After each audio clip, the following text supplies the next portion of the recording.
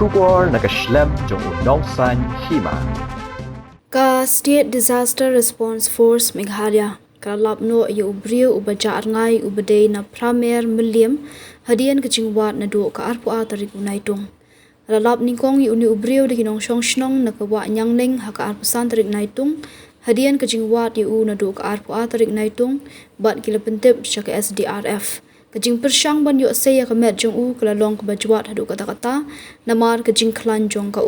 bat lapin sangi sywa ketika sengi hendai haka sengi kebabut ka arpo hendau tarik kegenhuan kala yuk ban sayno ya kemet haka por hanyau beje 10 minit menstep.